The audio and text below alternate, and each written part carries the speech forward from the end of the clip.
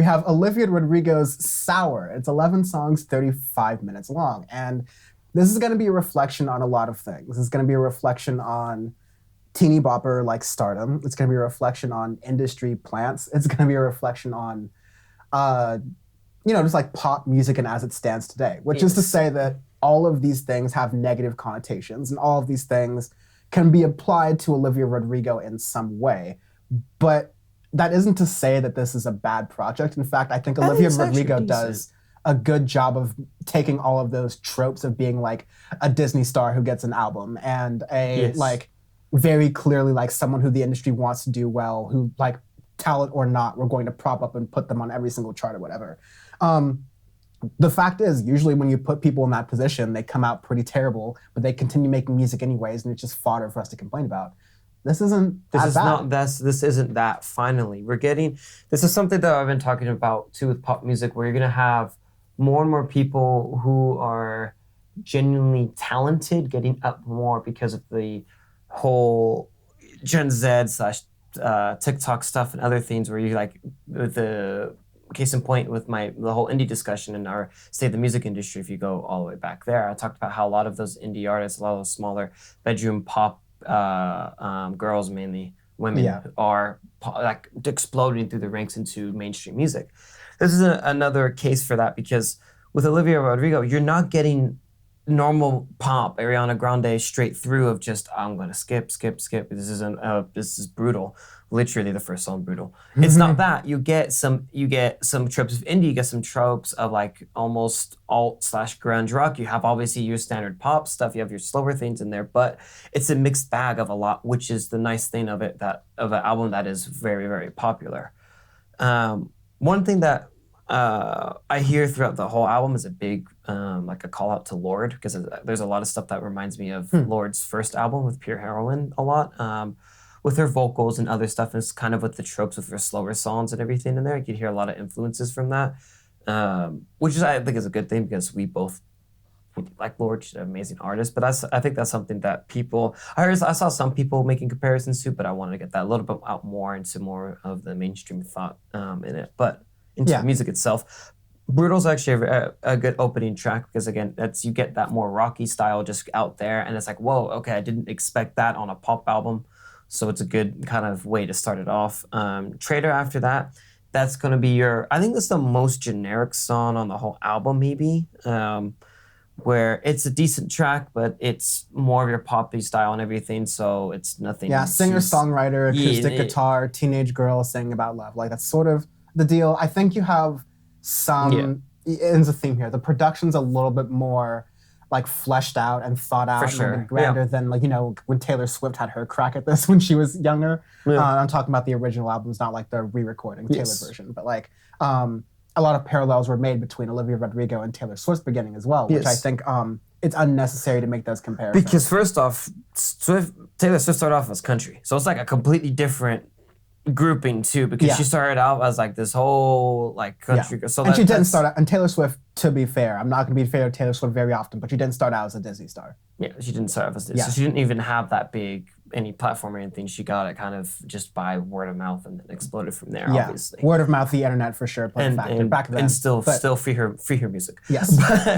After that, you get Driver's License, which is the song that kind of blew up and everything, because it's the lead single and everything, which has had like millions and millions of streams and stuff, and it's a decent track. It's definitely hitting for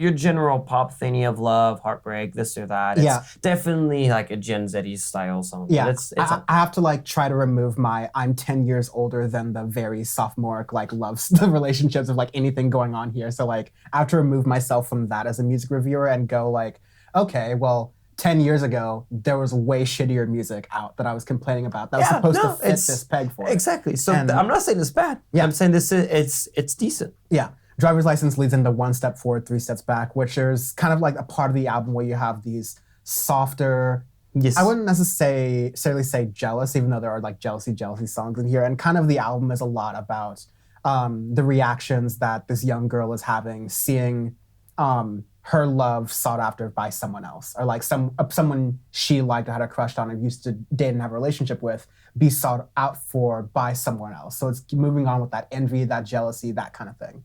And it takes a lot of different approaches. Like in One Step Forward, Three Steps Back, and Deja Vu especially, it's a softer thing where it's kind of playful, but it's definitely like a softer approach. And then you get into other songs later on.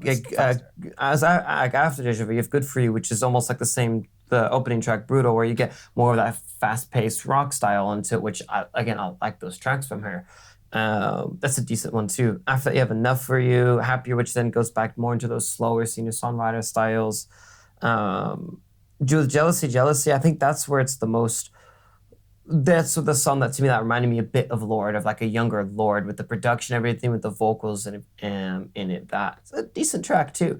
A lot of her lyricism isn't half bad. It's a lot about like stuff as a Disney star, as like kind of grown up and trying to be your own person and all of that, which we can, I can understand that. So. Sure. Yeah, you're sifting for some depth here, and you usually don't find a lot in these like shallow waters of like teenage stars, but like you find a decent amount here. And like there's a story, I forget where it was done, but there's a story about how, Olivia Rodrigo is about to do an album. Every music label's like licking their chops at the opportunity to do this, but Olivia Rodrigo went with who she went with because they were the only label, I believe it's Geffen Records, who approached her as like, we don't want to make you a star, we want to make you like blossom as a singer-songwriter. They're more interested in helping her like with the art, because Olivia Rodrigo is coming to the table with art. Which is how it should fucking be. It shouldn't be about making money. Yeah, tell that to a lot of the other labels she definitely talked to. You do, and again, like what's limiting here is that these are songwriting from like girl hasn't gone through full like adulthood, can't buy drinks on her own. Yeah, so like there's a little bit of subject matter that's just sort of like limiting inherently. But you do find songs like I think at the very end, Hope You're Okay, which is sort of this continuing ballad to people she knew in school or whatever with like really messed up. And some of these songs, like Happier and a couple others, she wrote. She was like 11 or 12, so it's quite impressive for that. But for a lot of the younger up and coming artists and stuff, there's a lot of good out there. You have Billie Eilish, who's only a year older than her, which is crazy. You have B2B, who's about the same age. A couple others that we've talked about of these young female artists who are just killing it in the game. So for a pop album, it's actually decent. It's you're getting more substantive music in your pop, which is good because we want to hear that as music reviewers. You don't want the same old copy paste and stuff. Naturally, there's always going to be some lackluster things here and there and stuff that just comes with the genre, and you're going to always have like you could already tell it's propped up and stuff just by media and everything else, but it's not horrible, which is good. It's a good effort. Yeah. You're looking at two folks who grew up on Miley Cyrus albums coming out every year or so, and like that's your pop music. That's what we're supposed to be accept, but that's okay. And it was trash, and we talked about it then.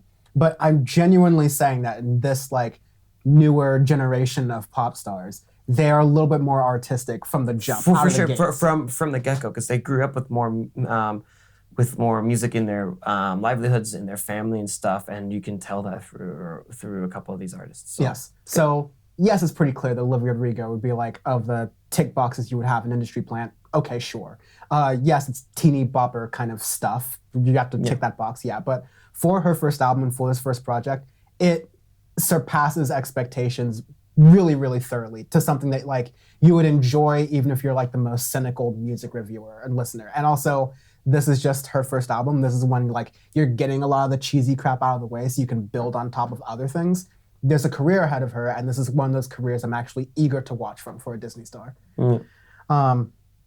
Arbitrary scale, the reason those Disney stars exist. That'd be hockey dads. Yeah. This is going to be 4 deadbeat hockey dads, including Justin Bieber's dad. I like it. And they all but they all have a camouflage hat, some Oakleys from like 2005, and a goatee. Yeah. 100%. Disney dad apparel. And they drink a Busch Light. Anheuser-Busch. Living off of their child's residuals from the Disney shows. Making sure they don't do drugs by doing the drugs for them. Yes.